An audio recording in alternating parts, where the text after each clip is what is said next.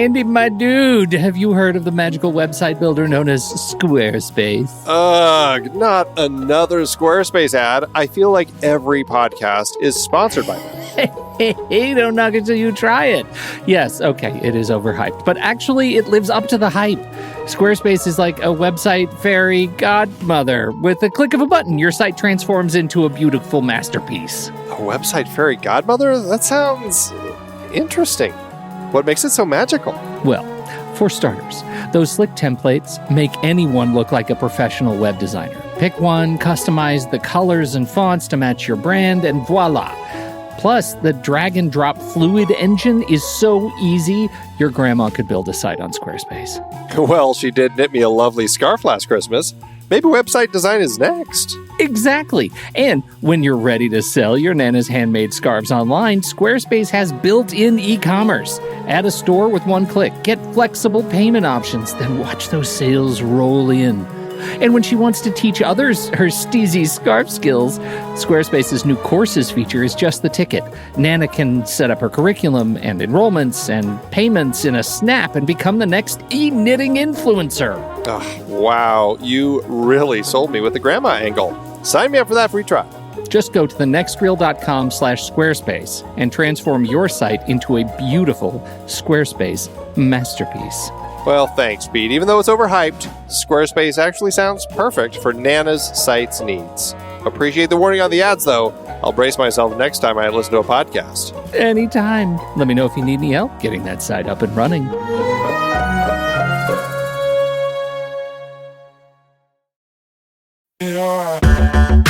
Andy, can you believe we've almost hit 700 episodes of The Next Reel? I know, it's crazy. And with all the other episodes in our family of podcasts, we are well over 1,200 episodes of movie conversation. It's really pretty amazing that we've gotten to have these in-depth movie chats every week for over a decade now. And we couldn't have done it without our loyal community of film fans. Their support over the years has meant so much. For sure. That reminds me, we should give the merch store a shout out. Buying shirts from thenextreel.com/merch is a great way listeners can continue to support the show. Plus, they get to sport our great designs.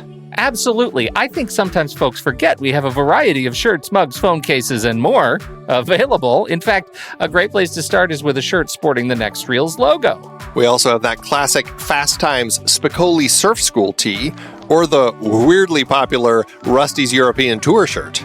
The one from National Lampoon's European Vacation. Why is that so popular? Search me, but we have sold a ridiculous number of those. I guess there are a lot of Rustys taking trips to Europe? We're always adding new designs based on movies we've covered, like our brand new design for a streetcar named Desire, featuring a streetcar named Desire. So if you want to rep your love of TNR and films, head to thenextreel.com/merch. Every purchase helps us continue to have these weekly in-depth conversations. So visit thenextreel.com/merch today. And as always, thanks for listening and being a part of the Next Reel community. We've got lots more great movie chats coming your way. I'm Pete Wright. And I'm Andy Nelson. Welcome to The Next Reel. When the movie ends, our conversation begins. In just a matter of seconds, you're going to hear a classic episode of this show from back in the day when we called ourselves Movies We Like. It took us a while to settle into the show's format, so you'll notice some differences as you listen to these episodes. For instance, it takes us a bit of time to actually get into the conversation about the movie. Things like that. But we're still proud of the conversations about the movies themselves, and we think they're worth keeping in the library. So enjoy these episodes from our back catalog. And you can become part of our Discord community, learn more about the show, and find out how you can become a supporting member at thenextreel.com. So thank you, everybody, for downloading and listening to The Next Reel. We appreciate your time and attention, and we hope you enjoy the show.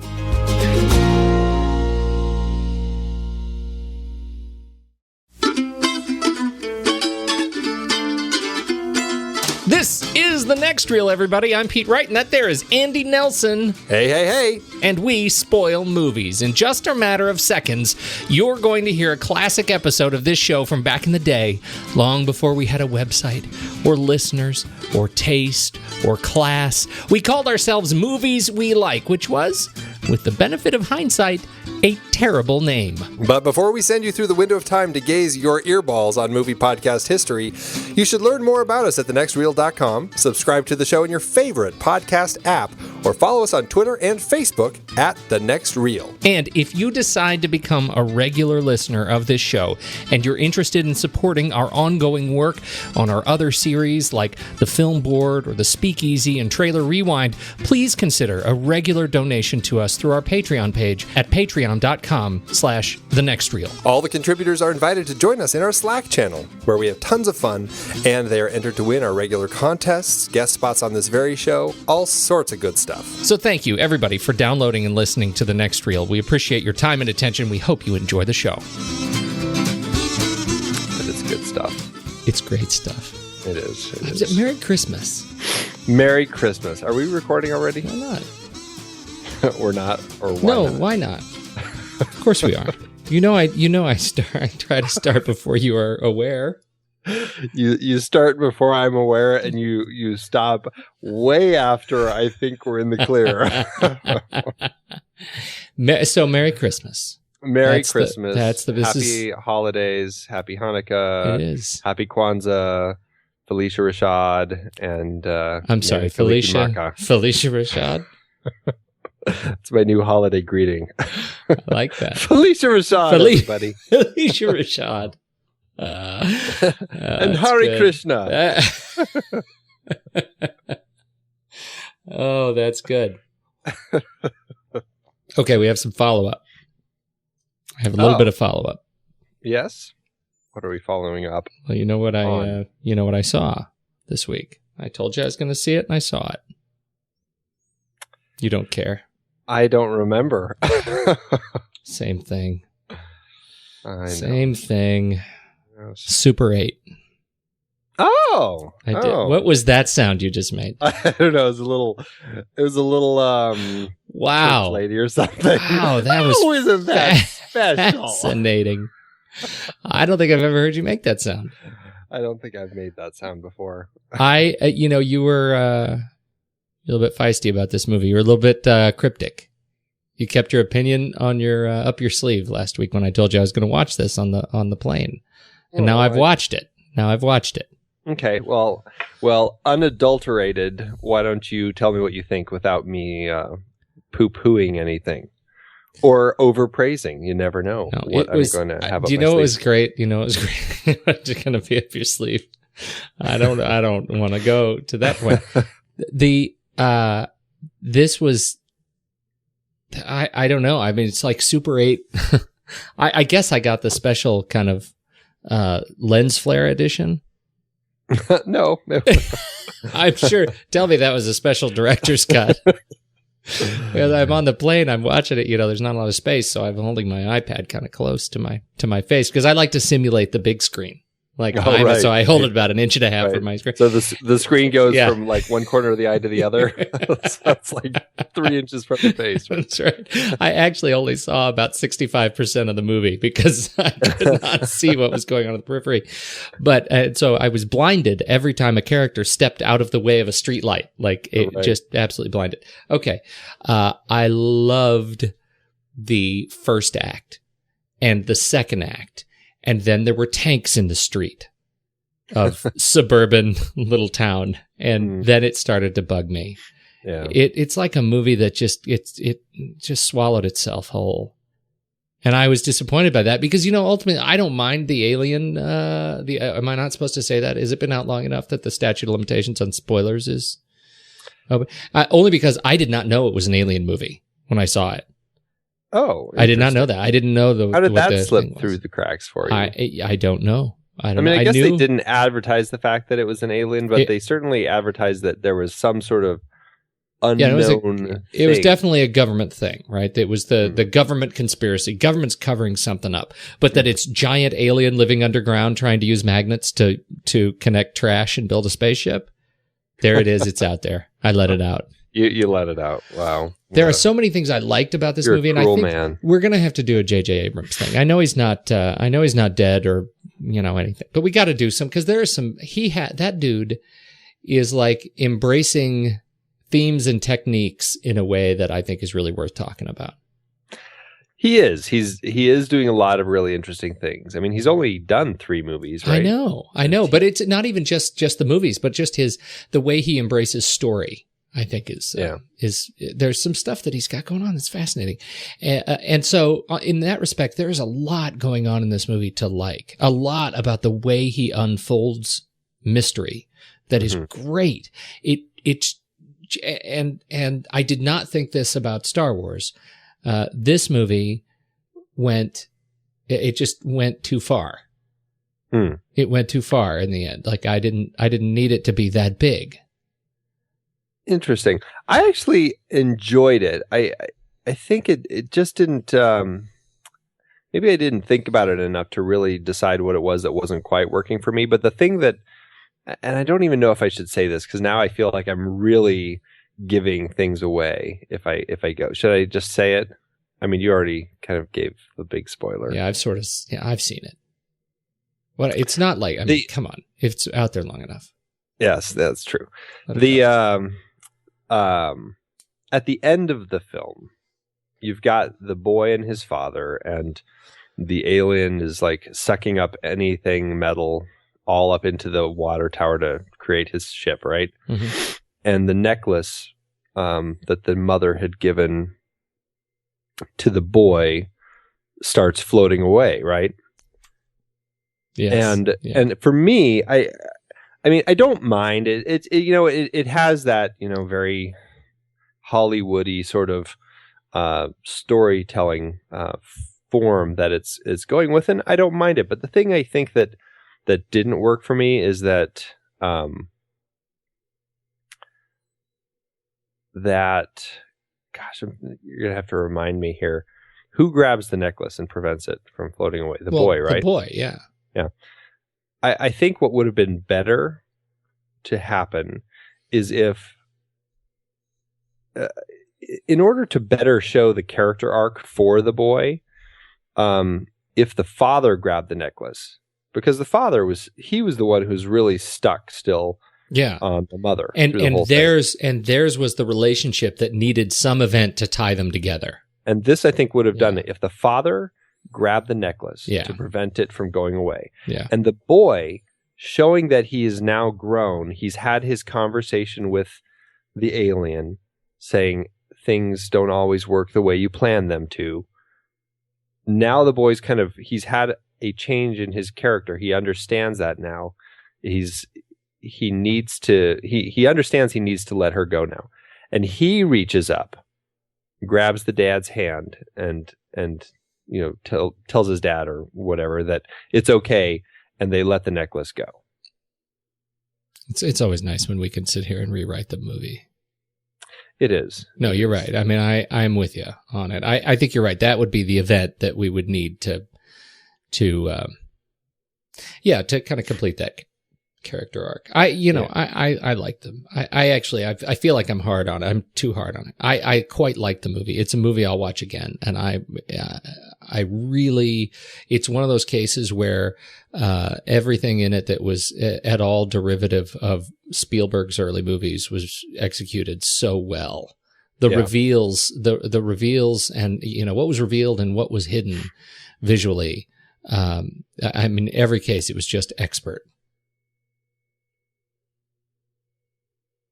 It was a fantastic Hollywood film. The way that it was crafted, the film craft was spot on. Yeah, true enough. So I liked it a lot. Let's see, the other one I watched a little. I actually haven't finished it yet, so I don't think we can talk about it. But The Town, which is great movie. I think people have been a little bit hard on it. I'm not going to lie to you. I'm quite enjoying it. And I need to finish it, but my time zone was off, and I ran out of time on the plane. We landed. I couldn't finish it. I've got like 45 minutes left. I feel like I've got a lot of story left to catch up on. It's a really great film. I really love that one. Oh man, I think Ben Affleck's kind of proven himself quite an amazing director, which surprised me. That surprised me too. It's it's very surprising. Okay. I'm glad we got that out of the way. Did you see anything this week worth talking about? Oh gosh, I'm trying to remember what I've seen this week. You know what I watched again this week was nothing new, but I rewatched "Oh Brother, Where Art Thou," which I just had such a great time watching. A great movie. It was a really fantastic story that the Coen brothers did. And, you know, I still think it's a little much to say that it's an adaptation of the Odyssey, but, you know, I can see it there, I guess. But, you know, I don't know. It's just such a lovable film. Lovable is the word. It's absolutely lovable. It's lovable, but I also learned it's not quite appropriate for a 5-year-old to view with you. You didn't. She came in a few times and she sat with me because they were singing songs and it was all fun and everything. And then all of a sudden there's like a big Ku Klux Klan scene. And I'm like, oh. Yeah, that just comes right out of nowhere. Why don't you go play in the playroom for a little while? Yeah. Kind of nice. Took me by surprise. That's not good. No. But the music is great. And it's, you know, it's funny how the songs that kids sing in daycare now are the songs that like everyone was singing, like their old radio songs back in those days, right. Like "You Are My Sunshine" and everything. So it's, you know, my daughter really, really latched on to the music. So that was really fun to see. Such a great movie. Yeah. Okay. So speaking of old timey movies, We're No Angels. We're No Angels. 1955. 1955 with Humphrey Bogart, Aldo Ray, and Peter Ustinov. Oh! There's someone on the roof! And We're No Angels is the international comedy hit that's going to have you laughing like the devil. With Humphrey Bogart and his buddies as 3 wonderful and wacky fugitive convicts trying to break out of Devil's Island.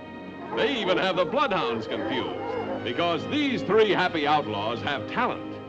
For instance, Bogart's a genius. He can sell anybody anything. Yes, that's better. No stomach at all. Stop breathing. Peter Ustinov is an artist. He can open anything. That's how he got to Devil's Island in the first place. Quiet, please.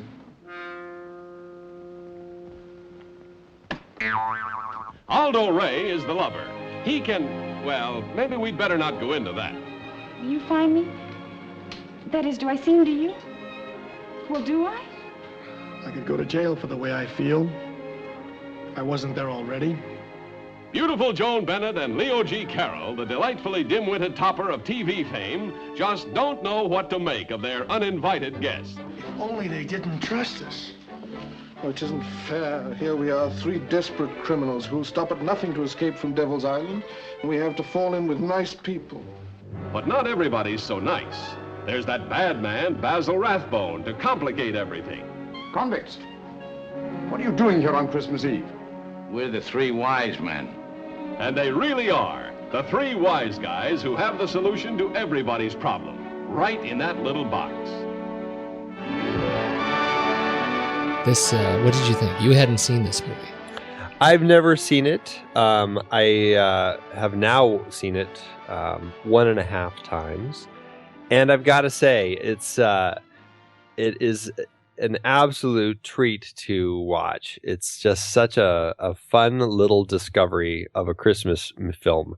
And you know, it's funny, I don't think I ever even realized that this was a Christmas film. It's a weirdly positioned Christmas film, and it's never in the holiday movie section. Like if you, no. Not that anybody goes to rent anything, you know, anymore, but it's not in the, it's not in, if you search for it in holiday, like it doesn't come up. Yeah, you'd probably have to find it in classics. Yeah, that's probably the only place they have it filed away. And it's, well, anyway, so go ahead, keep talking. You're good. Well, it's, you know, okay, so this was it's just a really nice Christmas comedy from the mid-50s, with those wonderful actors, shot on the Paramount backlot, but takes place on Devil's Island, the French penal colony island down off the coast of French Guyana. Is it Guyana? Guyana. Thank you. At a point where I guess there were just so many prisoners at that point that the French had sent to live on this island, that these prisoners all just kind of like had day jobs, and they just like walked around like free people. It's kind of a strange environment where people aren't really that taken aback having conversations about murder and rape and beating people's heads in with these criminals. It struck me as I started rewatching it. I'm like, this family doesn't even react when they're having these conversations with these guys. It's like they're just so used to being surrounded by criminals. They all live in this penal colony. It's really funny. In that light, it's such a great demonstration of just absurdist classism that is going on in this community. And it's such a great metaphor for how we look and talk to people in our lives who are not of the same class. And it's almost unintentional, because here we go. I mean, Humphrey Bogart does not fit the mold of a convict. Right. And yet to see the way, I think in particular, who is it who plays cousin Andre? Basil Rathbone, right? Yeah, right. Basil Rathbone. Basil Rathbone. The way Basil Rathbone talks to Bogart is just it's pitch perfect, like the deepest satire of how classes react to one another. It's really brilliant. It is. It's fantastic. Not just Basil Rathbone, who plays cousin Andre, but also his nephew Paul. Yes, John Bear. Yeah, John Bear. Paul Trochard. He was fantastic. He's the best. The best scene with him is when the three criminals come into his room after cousin Andre has been found dead.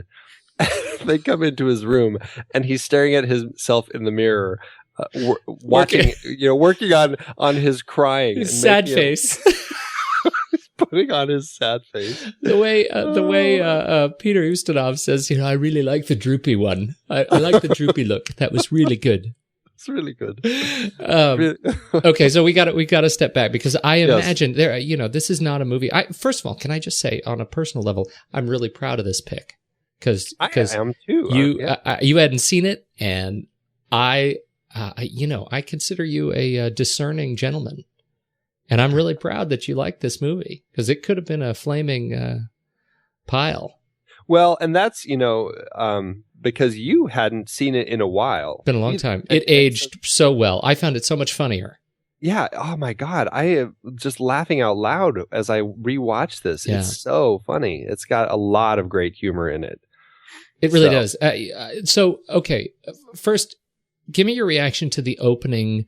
The opening two cuts, right? The whole film, the whole stage is set on two longish cuts. One, the film opens and it pulls out of what we, understand as the main prison facility, right? It's a slow pull, and there's a guy singing on a donkey cart. It's a tilt down. It's a nice wide shot, because it opens essentially from the Christmas card credits, right, to it almost looks like we're in biblical times, looking up into the night sky, expecting to see the Star of David or something. Right. It's that sort of, like, you see this old kind of building and this just huge sky, and I wouldn't have been surprised if I saw a big star glowing in it. Well, and especially sort of superimposed on top of that is, and I don't know what the song is that the sort of raconteur is singing, but he's being pulled by a donkey into town while he's playing like a dulcimer or something. I mean, it looks, it's singing a nice little like French country song. Yeah, right. I mean, it's but you have every sort of bit the expectation that you're going to see that cart pulling a pregnant woman and her husband, right? I mean, it just looks like a Christmas scene. It's completely, it's setting you up for that Christmas fable. And what you miss, what I think, what you almost miss, I think, on a first viewing is the three dudes walking down the road behind him. They kind of walk, they take a skip of a few steps, and then they keep walking. Mm-hmm. And, okay, so you tilt down, you see that, and then we fade over to the daytime on the port, a busy port. Mm-hmm. And so that's our port, and we're moving in. And what we are zooming in on as we sort of zoom in on the activity of the town, we see these three guys sleeping in prison garb on potato sacks of some sort. Right, pink prison guard. They're really something. It's pink prison garb. Pink prison guard. So they stand out. It's like they are with Sheriff Joe Arpaio over here in Arizona, who actually has his inmates dressed in pink. I was quite proud to see them in pink. It's great. You should be. That's something definitely to be proud of. Yes. Okay. Yes. so there they are. That's the setup. Go ahead. But before that, we have to at least acknowledge that as the camera, pushes through the bustling docks, we have to acknowledge the guy who walks by with a big tray of butterflies, saying, "Oh, the colors of the rainbow, butterflies!" It's like selling butterflies. I was just such a strange. So true. Oh, that's beautiful. I think the way it opens, and so what you hear. Let's see. What do you hear as we're zooming in on that, or as we're pushing in through the city? It's just a lot of bustling noise of people selling, people buying, boats, coming into shore, and just all the noise of a busy coastal town, I guess. Right. How do they set up the story? How did that hit you? With the three of them having escaped. Yeah. Okay, right. So it is, I guess what you're talking about is the very expositional moment that we have. A little bit jarring, right?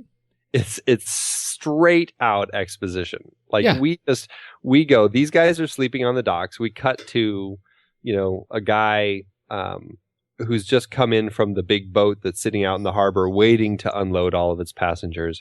And it's just like 30 seconds of straight exposition about these three prisoners that have escaped, and are they dangerous? Yeah. I mean, they almost killed a guard. Right. It's very just wow. I was like, oh boy. Yeah, it's right. And you think this movie's going to be terrible. Yeah. It felt, that felt very kind of just old school screenwriting style, because we don't get to see the escape. Yeah, we don't see the escape. We've already joined them as they're lounging by the shore. Yeah. Now, lounging, really not. They're not. There's no real sense of urgency about their predicament. They're not really worried. Well, and I guess you can understand it to a certain extent because, there's so many convicts. There's convicts everywhere. And you see them. I mean, they're. It's very clear as you're sort of looking at the town center. There's people in the pink stripes everywhere. Right. They're all helping people. It's it's like work release program, but they're all over the place, almost to the point where there's more prisoners wandering around than there are regular citizens of this little town of Cayenne. Right. But the and then I guess what really sets them going, they decide, well, what we have to do is we have to get onto that ship. They're trying to figure out how to get onto that ship. They're hungry, so and this is it's great because right from the start we really kind of establish the criminality of these guys. They don't have, or we don't think they have morals, right? They establish that they almost killed a guard, and then this guy, the guy on the dock says that, and then Humphrey Bogart's like, he didn't die. Like, he's all upset that they didn't successfully kill the guard. And then Peter Ustinov, playing Jules, says, "Oh, I'm hungry," and Humphrey Bogart, "Oh, let's go steal something." Right. So they just walk by the banana cart and they each kind of steal something, and then. But you can see even there the next step. Aldo Ray is turning around and he's about to go after, and you can see he's about to grab this woman walking by with a little parasol, and even then, the Bogart, I think, pulls him aside and says, "You can't do that." He says, "Just one little pinch." Yeah, that was one of those moments where I'm like, is that because he just doesn't want them to get caught again, or was there some moral involved there? And when if you're watching it just in the chronology of the film, it is obviously at that point all we know is that he just doesn't want to get caught, because the next scene it starts raining and they see the dogs coming and they hide behind the barrels because the police are coming. What a rainstorm that is, too. It was fast. You blink and it's gone. Faster than any rainstorm I've ever seen. So conveniently timed, just when the bloodhounds start running down the street to wash away their scent. It was truly brilliant. That was I have to say, that was a very disappointing Deus Ex Machina that happened right there, but it was so early in the film and the rest was so pleasurable I can overlook it. I mean, actually, it almost is more comical now, I suppose. It is. It's funnier the second time around. See, now I forgot what I was going to say. We were talking about the morals. Oh, yeah. So it makes you, when you watch it the second time, you sort of are forced to second guess every time Bogart makes so falls on the other side of the moral offense. Mm-hmm. When he stops committing a crime for some reason, that's when it starts to unfold for me. Like, you see that his character is, he was always like this. He was always the Robin Hood character. Yeah, there is a little more to it. Okay. It is nice to see that. Yeah, I derailed you. You were talking about the story about how they were trying to get out of Cayenne. Well, I mean, I think that's pretty much the setup, and then we and I didn't catch this until the second time, but at that point they're trying to figure out what to do, and they have to escape these bloodhounds who. Actually, the escape comes in the form of the rainstorm, and then they conveniently end up meeting this doctor who needs help, and I didn't catch it until this second time that's the doctor that comes into play later in the film. Right, and that I thought was a really nice way to play to introduce the ticking time bomb element of the film, right? Because that doctor says in the beginning, he says, we're here. I'm from that ship out there, and I'm here because we're from out of town and we're on quarantine. Right. And so we have 24 hours before we're going to ship out.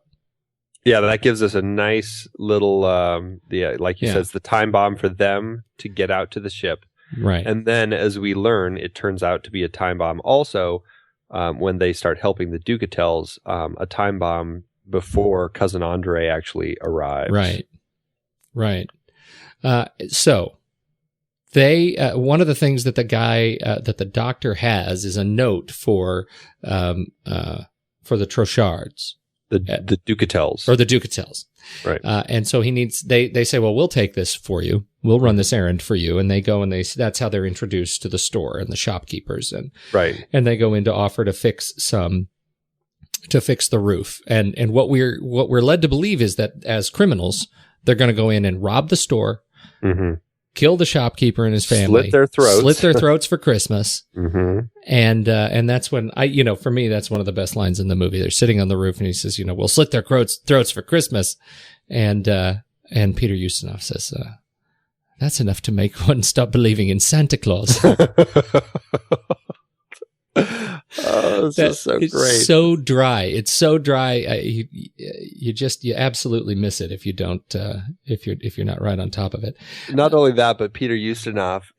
I mean, this is a movie where you have to watch his facial expressions because he's got some classic expressions that he makes throughout this film that just leave me on the floor. It's just so fun to watch him. He is a fascinatingly goofy guy, right? He is. He's great to see in this comedic role. Exactly. This is why it sort of gets to one of the points I had, which is how did this guy? Why did this set of actors do this movie? Yeah, it's really interesting because Humphrey Bogart didn't do a lot of comedies. No, very rare. Yeah, very rare for him to do comedies. I think for him it was really more working with. I mean, this is a hunch. I haven't read this, but I think it's was to work with Michael Curtiz again. director who directed the film. I believe this was the last film they did together. It was the last film they did, but I mean, honestly, it was close to the last films that either of them made that he did. Because Bogart died very shortly after this. This was made in 55. I think he died in 57. You made a comment. I think I can't remember if you put this in the notes or if it's something you said. We were talking. It was something related to how the old school studio system was right around this time, sort of unraveling. Right. Can you talk a little bit about that? The history of that? Yeah. Well, when the film industry first really came into its, I guess its early years where it was really booming, it was dominated primarily by all these different studios. You had Warner Brothers and RKO and United Artists, and they all contracted with directors and actors and writers, and they had a contracted pool of people that they worked with, and they would come up with projects that they wanted to do. They'd put a director on it. They'd take some of their stable of actors on and throw them into the film, and they would just crank these out. They would do a lot of films, like a lot of films over the course of a year. And this went on for quite a while. I mean, Michael Curtiz, he was a contracted director with Warner Brothers. And he started, they actually kind of, I guess you could say, discovered him. He was a director from Europe. I can't remember specifically which country, but they brought him over here because he had made some things that they really liked. They brought him over, started working with their films. While he was at Warner Brothers, he made at least 88 films just at Warner Brothers. And half of those films were made between the years of 1930 and 1939. You gotta say that again. So he made 88 films, and 44 of them he made in 9 years or 8 years, which averaged to about 4.5 films a year or so. I mean, it was a crazy number of films that he made. That he was just cranking these things out. And Michael Curtiz was a director where they would, he was very. He knew what he wanted. He would.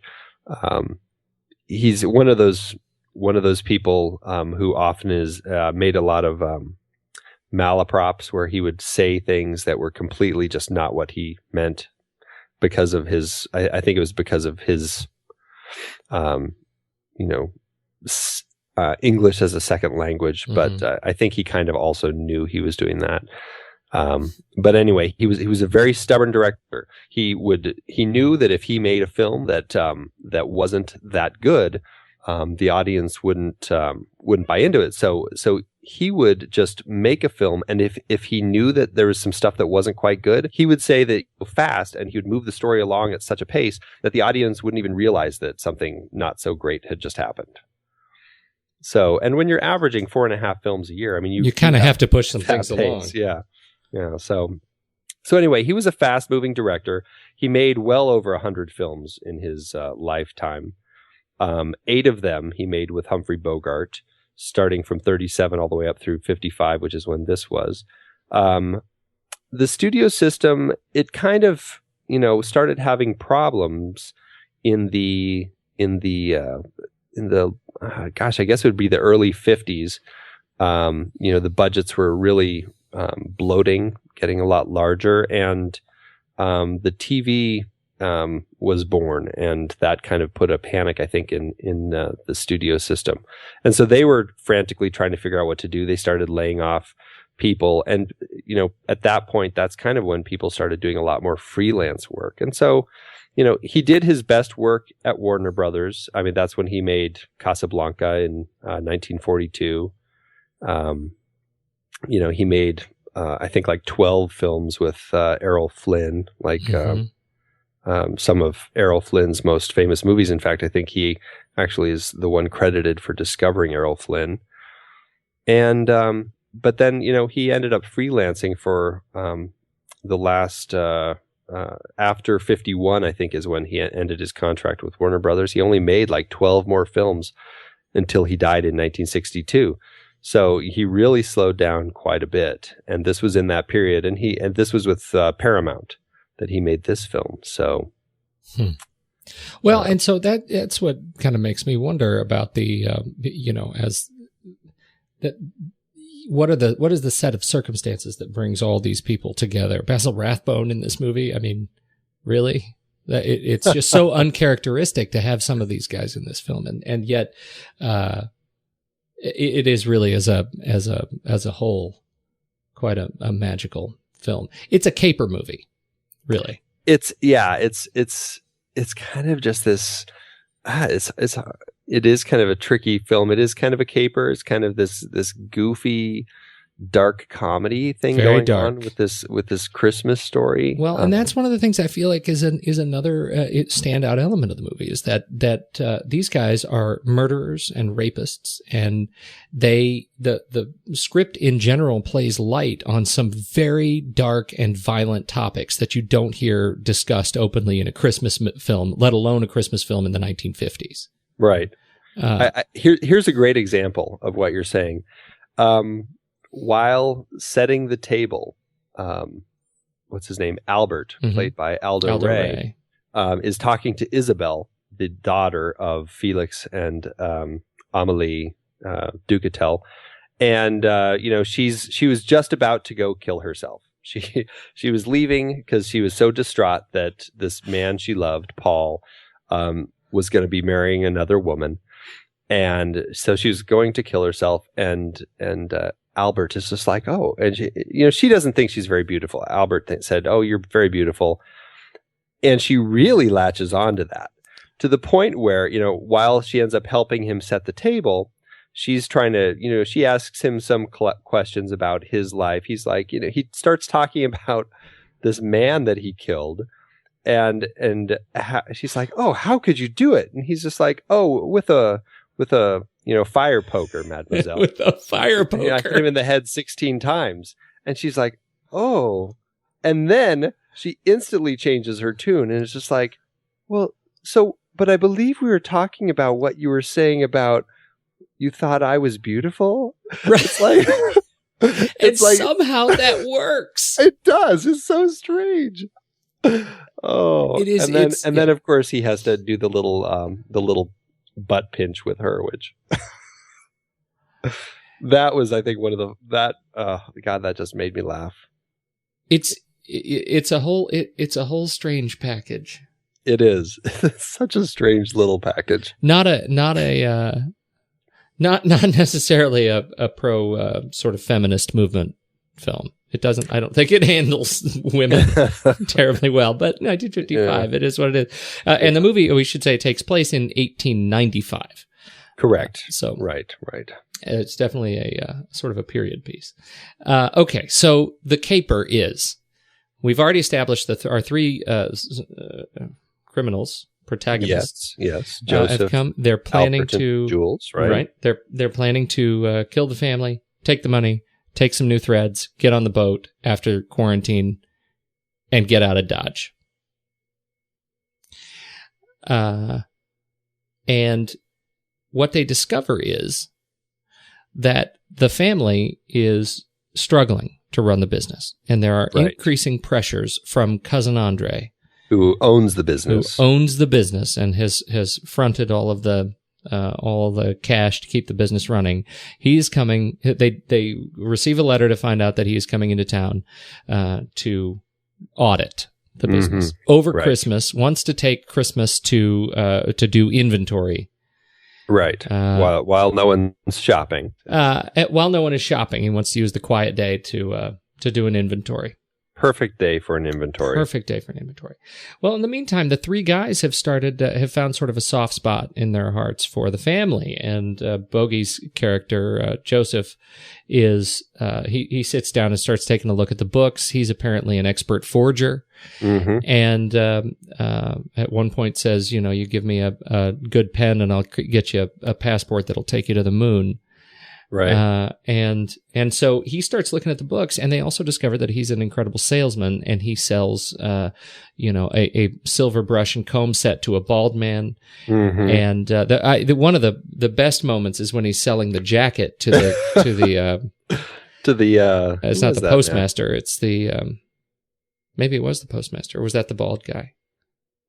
No, the postmaster is the master. It's I can't remember who it is, but yeah. Anyway, he's a larger man, and the jacket clearly does not fit. And so Bogart takes the jacket. He says, "Oh, well, let me go get you a bigger one from stock." And he goes back into the back room, and he waits 10 seconds, and he comes back with exactly the same jacket and says, "Oh, that's much better," as he tries it on, and it fits exactly the same way. And the guy immediately hands "You're so lucky. There's only one left, 2 sizes larger." It is just executed perfectly, that sort of vaudeville, jacket exchange that is just perfect and funny. And they discover that this is Bogart's hidden gift, that he is, or his criminal gift. He's the criminal charismatic. Right. That's his superhero power, his super criminal power. And he starts developing this sort of soft spot for this family. And they start doing things around the kitchen table, and they start preparing for Christmas dinner. And at one point he says, I'm going to go buy a Christmas turkey. He says, "Really? Did you mean buy?" Peter Ustinov's character says, "Did you really mean buy?" He says, yes, for the spirit of it. The tricky part is going to be how I'm going to steal the money to pay for it. That's great. It's perfect. So then they get this letter that Cousin Andre is coming. The letter also includes a second page that says, "I have betrothed my nephew, whom the daughter of the shopkeeper family is in love with. He's betrothed to the shipbuilder's wife or daughter, because I need to have shipping in my business." And so her great love is now out of reach, and she is devastated. Devastated, she faints. And that is, I think, one of the first sort of great switch. I actually have the movie playing right now as we're talking, and it just hit the fainting part. And I guess it's Aldo Ray's character says, go get some water. And Bogart goes and gets some water, brings back a glass of water. Bogart says, "Go get some water." Oh, he says, "Go get some water." Aldo goes and gets the water, and he comes back. Bogart takes the water. You think he's going to take it for the girl, and he takes a big drink of it. And what you expect is Aldo Ray looks up and he reaches back for the water as if he's going to give it to the girl. But he takes the water, takes a big drink of it himself, and hands it back to Humphrey Bogart, which is who then passes it to Jules, who also takes a big slug of it. The girl, however, never gets any water at all. Yeah, no, it's fantastic. Really fantastic. So she has a passing out problem. She keeps passing out whenever she is shocked with some other some new piece of news. And then they go into the bit of Aldo Ray carrying her into her bedroom, back and forth into the bedroom every time she passes out. So let me pause real quick. Yeah. Because there's something that we didn't talk about, which I want to make sure that we mention, which I think was really a genius way to set up this story. And that is that, well, we did mention it, but what happens is they come into the place and they are looking for a way to kind of hustle them. And they say, "Oh, hey, your roof's leaking. We'll fix it for you," so they can make some money, right? Right. So then these three criminals, they go up to the roof at the conveniently placed ladder right in the middle of the shop. In the middle of the showroom, yeah. Didn't quite get that. But anyway, these guys sit there and basically go from window to window watching the life of like all the troubles with this family. They learn about the money trouble. They learn about Isabel's love for Paul, which was a great reveal as her mom says, "Oh, haven't you read her diary?" And You've read her private pages? Read her private thoughts? And she's like, "Well, why do you think I gave her the diary?" I know. Which is great. So, but it's I found it a really interesting way to introduce, there's a lot of exposition going on with this family, and we learn it all as these three are up on the roof, kind of like spying on the family. But if you think about it in context of the film, it was a really interesting way to set up this guardian angel feel for these guys, where they're overhead kind of looking down on them. It really is. That's a great point. And for some, and the reason this works, the reason actually the exposition, the rather long-winded exposition in some of these scenes, the setup scenes, kind of the first 20 minutes of the movie, there's a lot of just sort of talking before you get into the prank. Mm-hmm. And the reason I think as a viewer, you are able to buy that is the simple, quick clips back to the three faces looking mm-hmm. into the window. Mm-hmm. That is enough of an exchange, and those guys are so goofy mm-hmm. that you buy it. Their reaction shots are great, and I think they're only discovered once.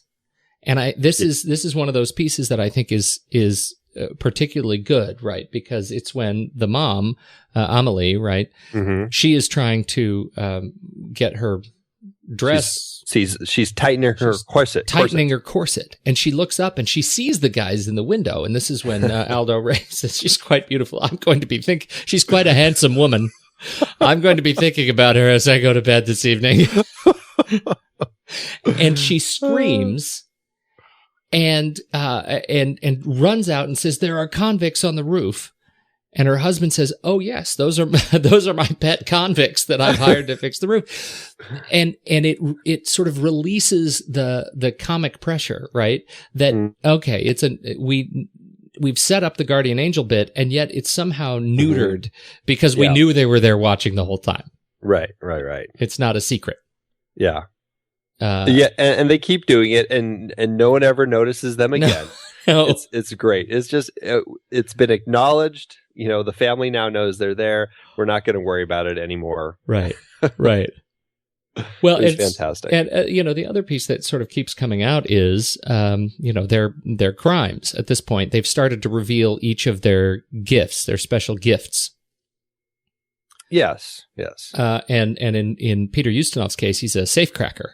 That's before he went to jail. He was cracking safes, and so he has this moment where he needs to open the cash box, and the only way he can do it is getting down on his knees, making everybody close their eyes, and he closes his eyes because he's so used to doing it in the dark, right. And he caresses it lovingly, and then he taps it with a little karate chop, and it opens. Yeah. I know, it's like a baby karate chop. It's so just cute, a little wee baby karate chop.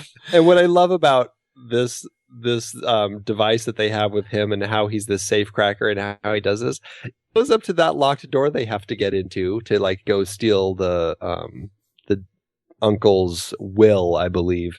And he does the exact same thing with the door. He caresses it and he finds that sweet spot, baby karate chop, and it opens. And this giant safe opens. So that's his skill. We know we've already gotten Bogart, and I guess we kind of covered all. Yeah, we've kind of covered all of it. But they've sort of are unraveling at this point. And I think what else is interesting is we meet other people in their world, in the shopkeeper's world. Well, not that many, but we meet Cousin Andre, we meet Paul, and then we also meet this interesting shopper. What was her name? The delicious Madame Parole, the delicious fat woman. Yes, there's plenty of her to love. She's the cranky person. She's on credit. She's the one who's using up all the credit, and she conveniently returns the empty bottle of I can't remember what alcohol she bought. Yeah, but she says it was full of water. It's full of water, which I was like, okay, lady. But I thought that was interesting. It's an interesting play on who's the criminals in this world. Right. So. Back to those moral arguments that on the one hand, you may think it was actually full of water. Of course it wasn't. But anyway, so we the real fun of the movie starts once Basil Rathbone gets there. But before he does, I'm not going to let you jump that far ahead real quick. Okay.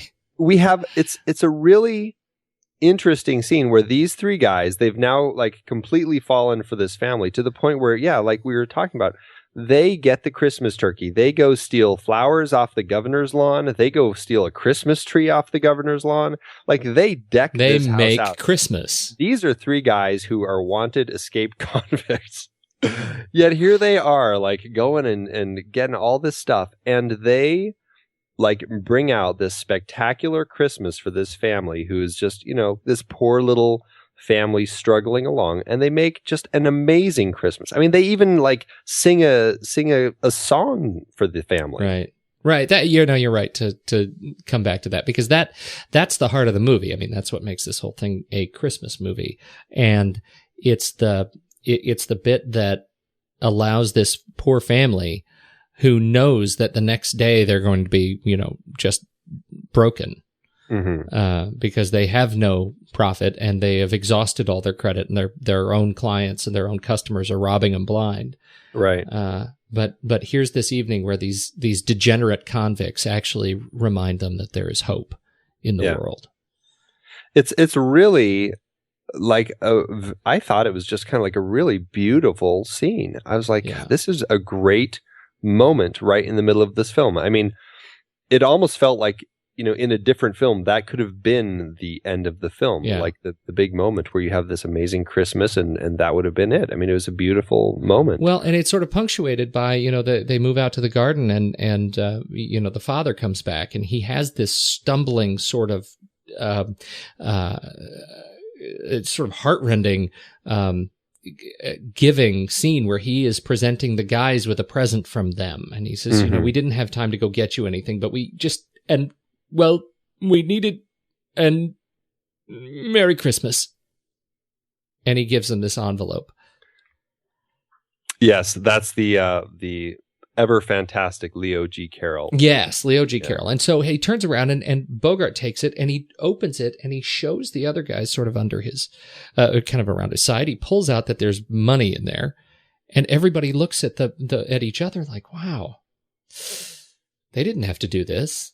Yeah. It's that moment where we get to see, again, it's just punctuating these sort of little morality moments, these data points that build that there's some heart in these convicts. And that plays off really interestingly, because then as the family goes off and goes to bed, these three criminals have this conversation that's all about like, well, how can we cut their throats now?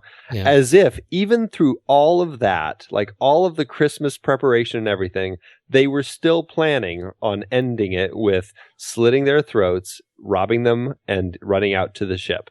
Yeah. And it's not until that moment that all of a sudden they're like, how can we do this? And, it's it's a great line, because Bogey's just like, you guys are like acting like you don't want to cut their throats. And Aldo Ray is like, well, after all, it might spoil their Christmas. They really do get attached to this family. I mean, it's poignant. It is poignant. That is. And then Basil Rathbone arrives. He's a horrible person. He and his nephew they're horrible. Oh my goodness. They're horrible people. And they're there really to take back the company and destroy this family that's running it. They're cousins that are running it. Very disrespectful. And I kind of want to rush on a little bit just because, there's a lot of sort of transitional material, but the bottom line is the criminals' plan begins to evolve as they start to, they realize who the bad guy is. And they realize that the family is going to be broken up, and they start thinking, gosh, wouldn't it be convenient if this jerk cousin Andre met with an accident? Right. Now, convenience is in a cage, as it happens. And what we didn't bring up this whole time, that there is a fourth convict in it that Aldo Ray's character has been carrying around with him in a small wooden box, which is a highly poisonous, venomous snake. Yes, his pet viper. Named Adolf.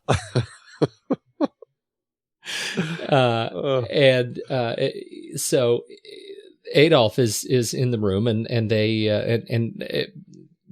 come to the conclusion that they're going to help cousin Andre meet with an accident at the hands of Adolf. Right. There is I think it's my favorite scene in the film is when these three convicts. So cousin Andre goes into his room. Oh no, it's that transition. He comes out and he says, "What's in this box? What are you doing with this box? This is our property. You're stealing our property." And they're like, "No, it's mine." He's like, "Of course it's not. What's in the box? Tell me what's in the box." It's a snake. No, it's not. I'm sure it's some of our property until you tell me what it is. And he proceeds to take the box into his bedchamber. and close the door. And this is my favorite scene in the movie. It's the scene where the three convicts sit around the table and move in slow motion, trying to determine who is going to rush in and tell him not to open the box. And it's the most painfully slow, gut-wrenching movement. It's where you're watching them cross the stage, and it takes forever for them to get from one side. They decide that they're going to sit around and they're going to cut cards to see who gets to go in. And so Bogart stands up and he slowly walks across to the bureau and he picks up some cards and slowly walks back to the table. And they kind of had their heads in their hands and they all each take a bit of card and they realize that it's Bogart that needs to be the one to go in. He draws the card that indicates he needs to go into the room, and he says, well, I guess I better go in. He stands up slowly and walks slowly and painfully into the room, and he comes back out, and they say, did you tell Cousin Andre that not to open the box because of the poisonous viper? Yeah, he already knew.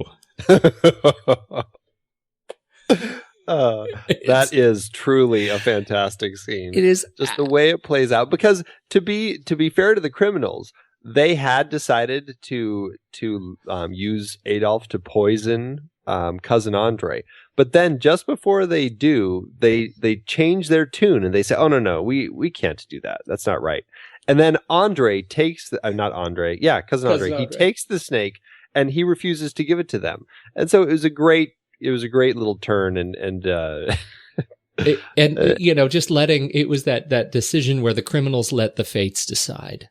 Yes. They proceed with impunity. It's perfect. It was truly genius. Now, even better. So they off him, and what they end up doing is they write the fake the counterfeit will, right, and make it a suicide, bequeathing the family with all of his fortune. Exactly. But nephew Paul, who it turns out is a scumbag, more of a scumbag almost than Cousin Andre. Because, he goes in and he discovers that Cousin Andre is dead and finds the will that they had planted and burns it so that he can be the sole heir and take over everything. And the guys discover this, and obviously they are incensed. But Paul goes into the room where the body of Cousin Andre is and comes back out a few minutes later. Do you think it says, anybody know anything about snakes in the area? Why is that? Well, I've just been bit by one.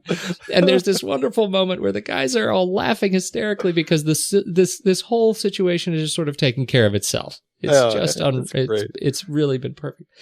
And at no point in this whole bit do you feel like it's a gimmick that's being pulled over on the audience. It feels like it just is really, it's paced well. They're good, practical jokes. And at the whole time they are building heart in these three characters. Yeah, they really are. They really end up to the point where they build so much heart in these characters that at the end of the film, they basically resolve, you know what? Prison life is actually pretty good. Because going back out into the real world, it's not going to be that great. We're going to have do all this junk again. Well, I feel like we need to find what was the line. There was a great line about how that I've absolutely spaced. You're going to remember it's when they talk about how you certainly meet like worse people on the outside, right? Like as if to say that the prisoners are the more sort of ethical lot to hook up with. It's that whole thing is just so great. This whole thing, they'll really be happy to see us back. Yeah. Oh my goodness. Oh gosh. See, I took these notes. I'll say one thing for crooks. They do give you an honest day's work. That is a great line. Oh, man. That's the way it is. In the midst of life, etc., etc. I forget the rest of it. Oh, best line. Don't misunderstand me. It's true that I never liked my cousin. only because he was not likable. He had a number of good points, I'm sure. I just can't think of any. That's the shopkeeper Felix talking about Cousin Andre. He's just great. In the immortal words of somebody or other, well done, Adolf. Well, it's a terrific holiday film. It's just the right amount of dark, and all of the darkness just sort of resolves itself and dissolves into just a nice feel good comedic romp through history.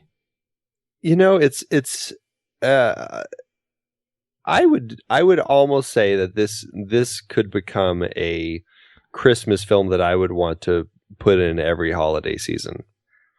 Yeah. It's such a nice change of pace for a Christmas film, I really enjoyed it.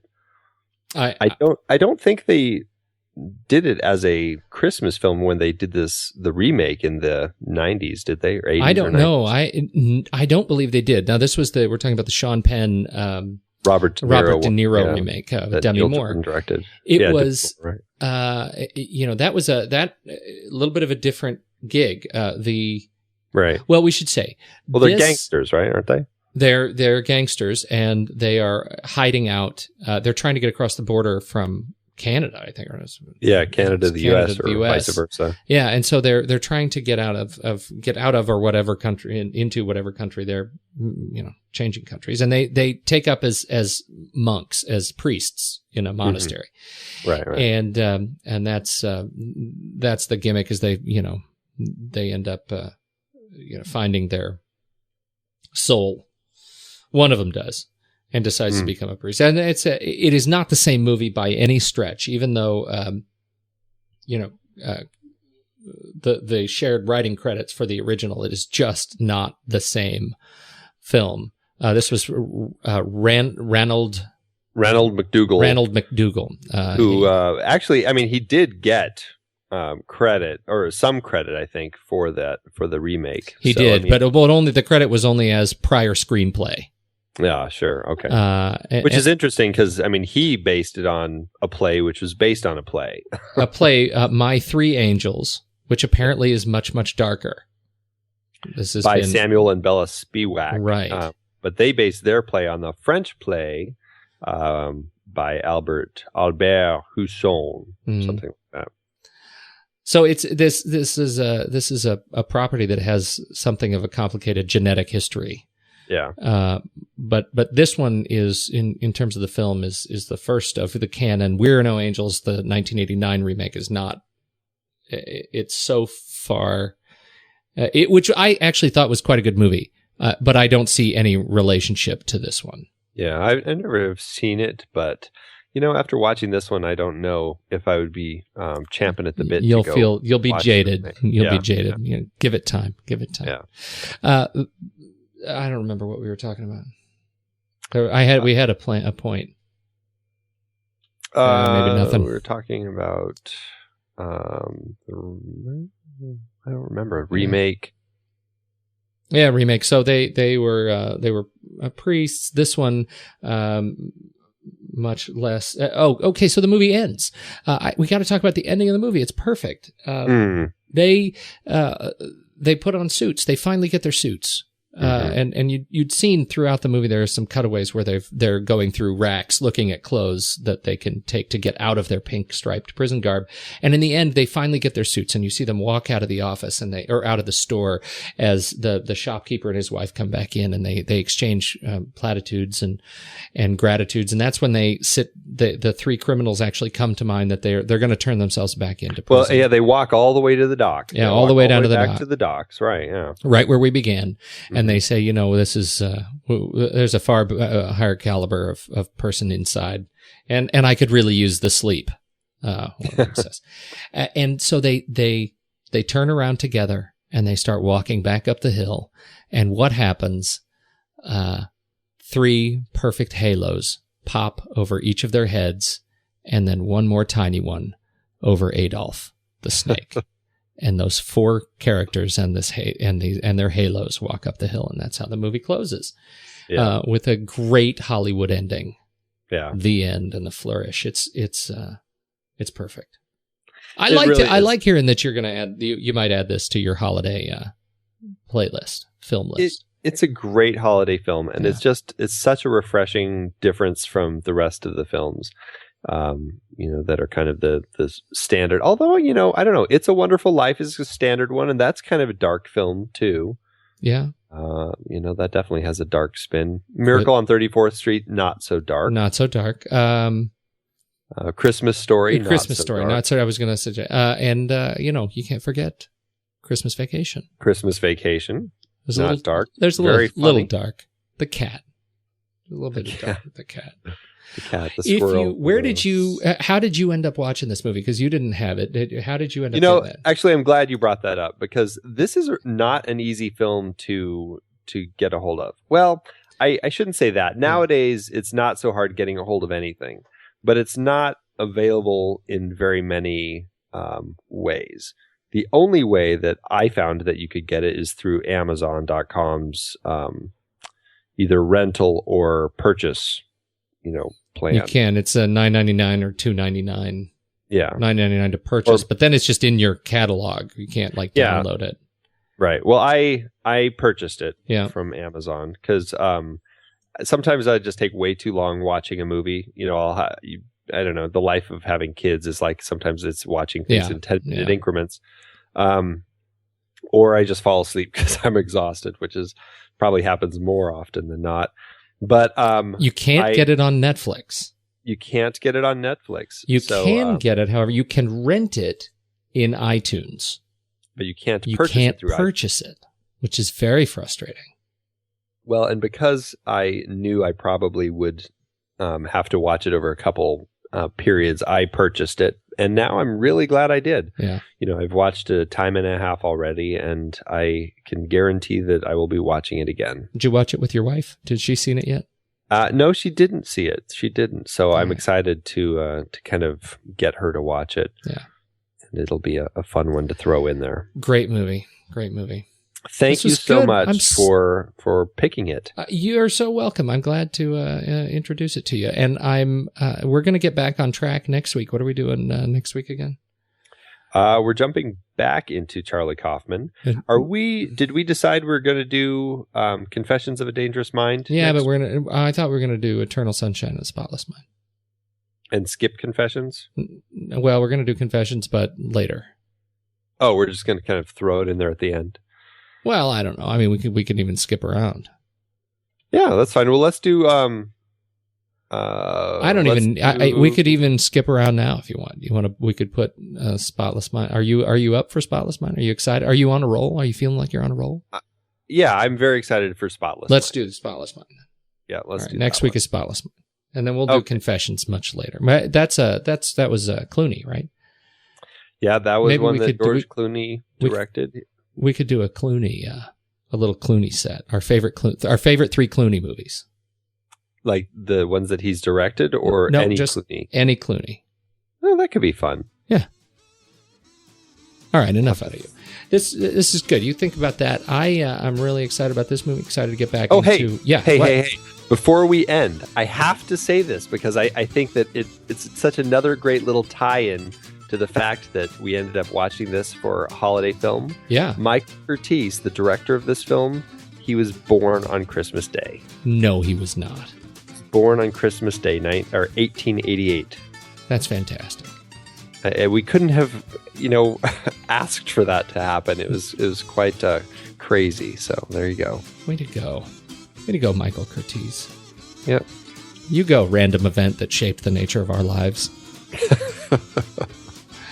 Okay, I think I'm good. Here. I'll catch you next week. Sounds good, my friend. All right.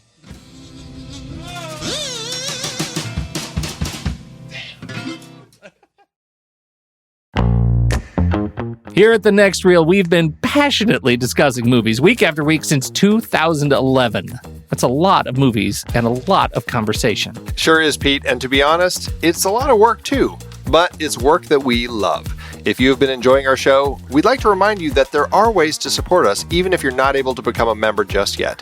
You might have heard us talk about our new watch page where we've listed every movie that we've talked about paired with Amazon or Apple links to rent or buy the movie. Now we'd like to introduce you to our originals page. Let's take a trip down memory lane, Andy. Do you remember what the first film we discussed on the next reel was that was an adaptation? Well, let's see. It wasn't obviously our Indiana Jones series because those were all original. Then we did Charlie Kaufman. Oh, of course. It was adaptation from Susan Orlean's Orchid Thief. Exactly. We have covered quite a few adaptations over the years, and now we're providing a way for our listeners to delve into the original source material. That's right. Just head over to thenextreel.com/originals, and you can see the list of all the adaptations that we have discussed.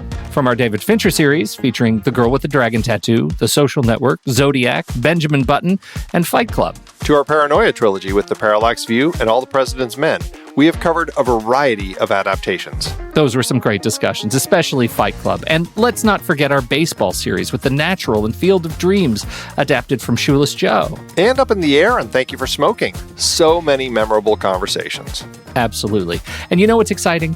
Each purchase you make through our links doesn't cost you any extra, but a percentage goes to support the next reel in our family of shows. You can support us while diving deeper into these fantastic stories, whether it's the paper, audiobook, or Kindle version. We've also included plays and movies. If they were the source, we've put it on there. So what are you waiting for? Head to thenextreel.com/originals, support The Next Reel, and get your next great read today. I'm off to reread Fight Club. Now, where did I put my Kindle?